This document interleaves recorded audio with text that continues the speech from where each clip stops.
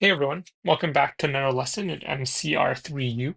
Today we'll be looking at operations with rational expressions. When we're looking at operations with rational expressions, there's pretty much a step-by-step process that we follow for each of these types of problems. The first thing we want to do in these types of problems is to factor the expression fully.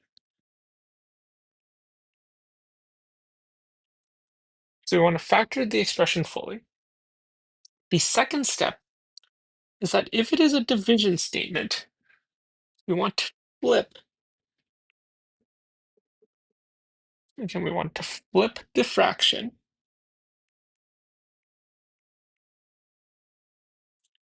And so what we're doing, if when we flip the fraction, is we are making a division statement into a multiplication statement. And so this second step, again, is only if it starts as division statement. So we're going to put, again, if applicable. So again, if it already starts as a multiplication statement, no need to flip the fraction to make it a multiplication statement, just keep it as the multiplication statement. The third step is to cancel. So here, again, cancel things from the numerator and the denominator. And then the final step is to state the restrictions.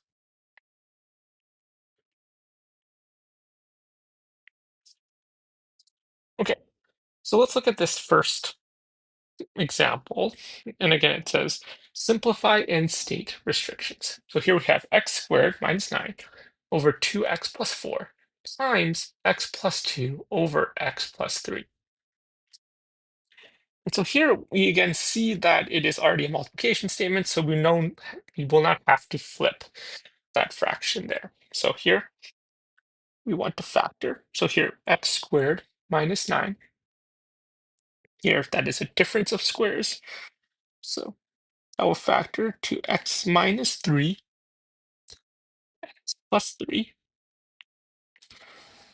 over, and here we can factor a common factor of 2, which will leave us with x plus 2 times x plus 2 over x plus 3. And as we see here, the next step is to cancel. So here we can cancel out x plus 3, and cancel out x plus 2, x plus 2. So here, simplify, here we have x minus 3 over 2. The last step, again, is to state the restrictions. So anything that is in the denominator, again, that restrictions. Here, we see that x cannot be equal to negative 2 and negative 3. Remember, because here, if x is equal to negative 2, it would be a value over 0, which does not exist. And same thing with negative 3. Okay, so let's look at this second problem here. So here we have x squared minus x minus 20 over x squared minus 5x. That's divided by x squared plus 9x plus 20 over x squared minus 12x plus 36. So here, let's factor these out. So here, x squared minus x minus 20 is a simple trinomial that will factor to be x minus 5, x plus 4. And on bottom, we have x squared minus 5x. Here we can factor out an x. We'll leave with x minus 5 divided by, again, another simple trinomial here, x squared plus 9x plus 20. Now factor to x plus 4 x plus 5. And on the bottom, another simple trinomial here, x squared minus 12x plus 36. Again, here, this is actually a perfect square trinomial. So I'll factor 2x minus 6 squared. And so here, when we're looking at the restrictions in terms of a division statement, we're going to flip that and make it a multiplication statement. But the restrictions need to be all of the denominators that existed in this particular expression. So it would be the denominator from this first fraction plus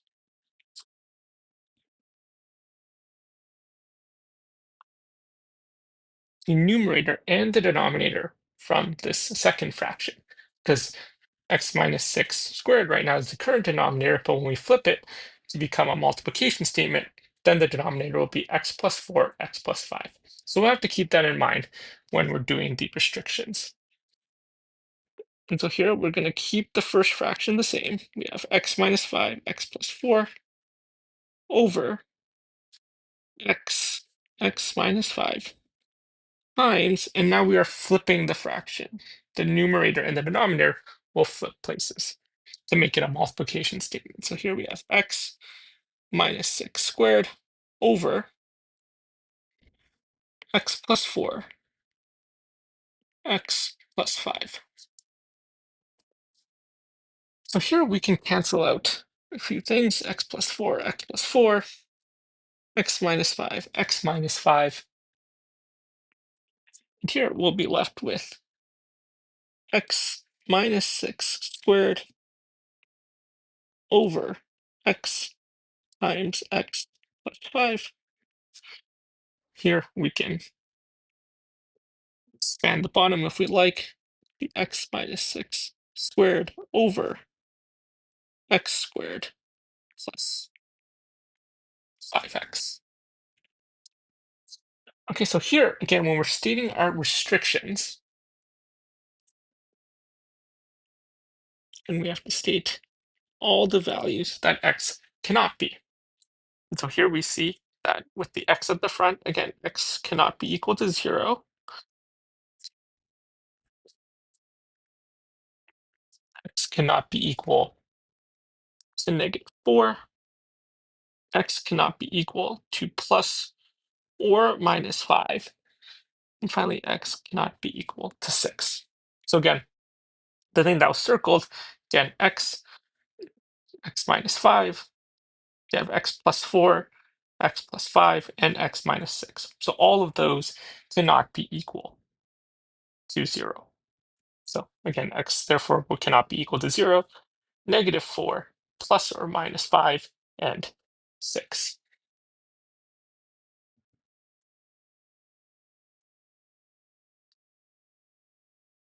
Okay, so here, let's look at this problem here. We have x over x minus 1 plus 3x over x minus 2. Here in these types of problems, again, when we're adding or subtracting, what we want to do is we want to find a common denominator.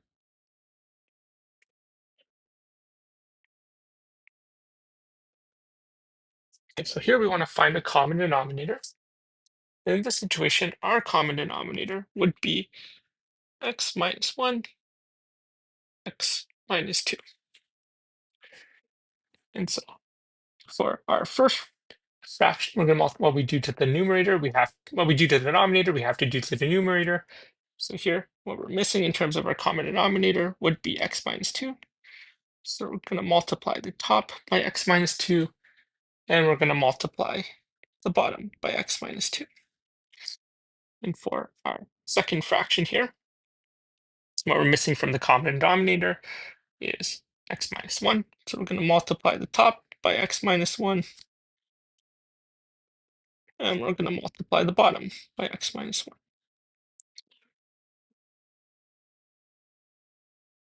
And so here, what we'll be left with is x, x minus 2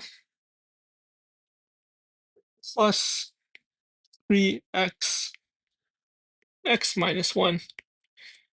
Again, now because we found the common denominator, we can write it all under one fraction, which would be x minus 1, x minus 2. Now what we want to do is we want to expand and then simplify. So here, if we expand, we get x squared minus 2x plus 3x squared minus 3x over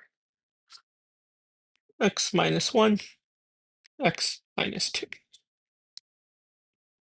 Okay, here we're going to collect our like terms. So we have x squared, 3x squared, and negative 2x and negative 3x. So here we'll be left with 4x squared minus 5x over x minus 1, x minus 2. Here again, the only thing we can do to simplify a little bit further is to factor out an x from the top. So here we have x, 4x minus 5 over x minus 1, x minus 2.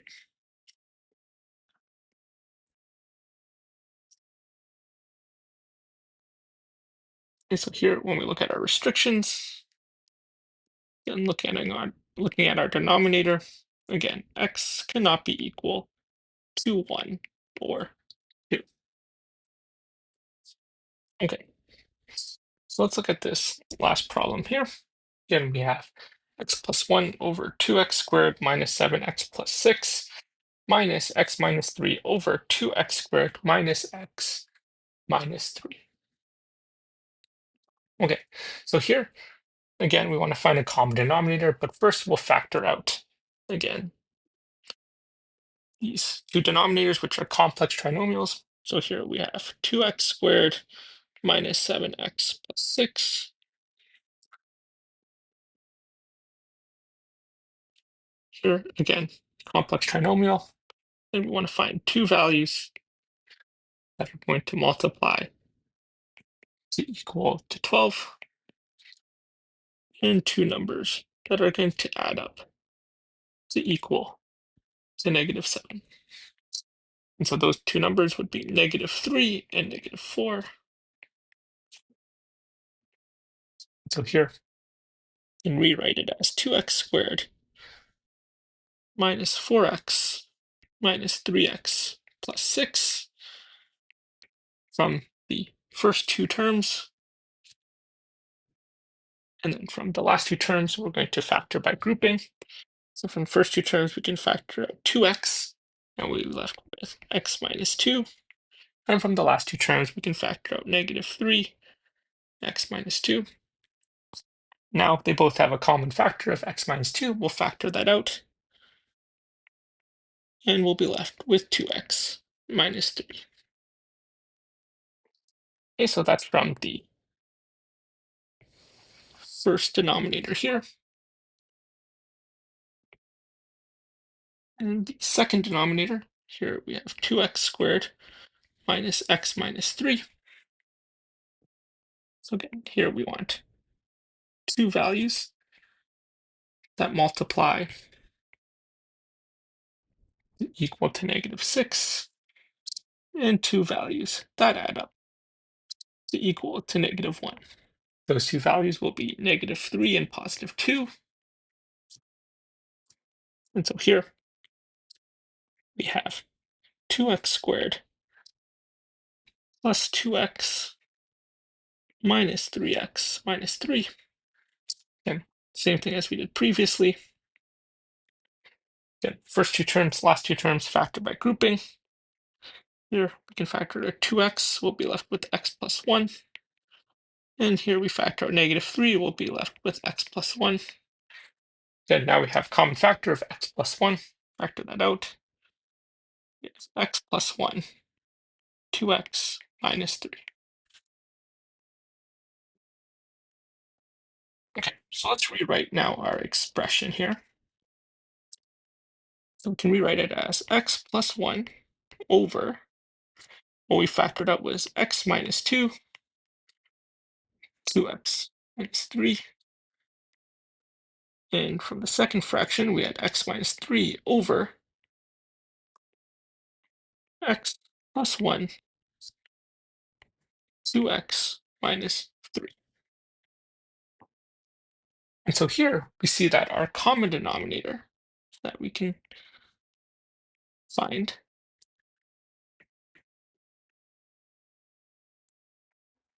our common denominator here will be 2x minus 3,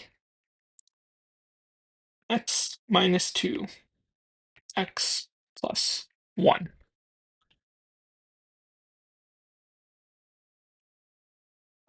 And so from our first fraction, again, what's missing is our x plus 1. So we'll multiply this, the numerator and denominator, by x plus 1. And in our second fraction, again, here what we're missing is our x minus 2. So we'll multiply the numerator and the denominator by x minus 2. So here, what we'll get is we'll have x plus 1 times x plus 1 minus x minus 3 times x minus 2 all over our common denominator, which is 2x minus 3, x minus 2, x plus 1.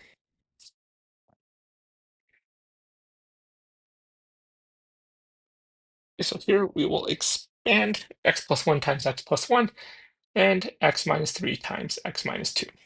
So here we'll be left with x squared plus 2x plus 1 minus, and don't forget the bracket here, then x squared minus 5x plus 6. Now we'll distribute this negative into the x squared, the negative 5x, and the positive 6. Remember, that's all over our common denominator of 2x minus 3, x minus 2, x plus 1.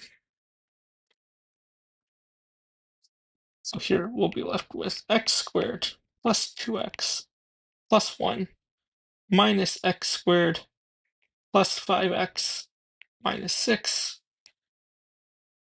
over 2x minus 3, x minus 2, x plus. Here we see that our x squares would cancel out and collect the rest of the like terms. We have 2x and 5x and 1 and negative 6. So here, our final answer will be 7x minus 5 over 2x minus 3, x minus 2, x plus. And then listing restrictions. Here are restrictions. X cannot be equal to negative 1, 3 over 2, and 2.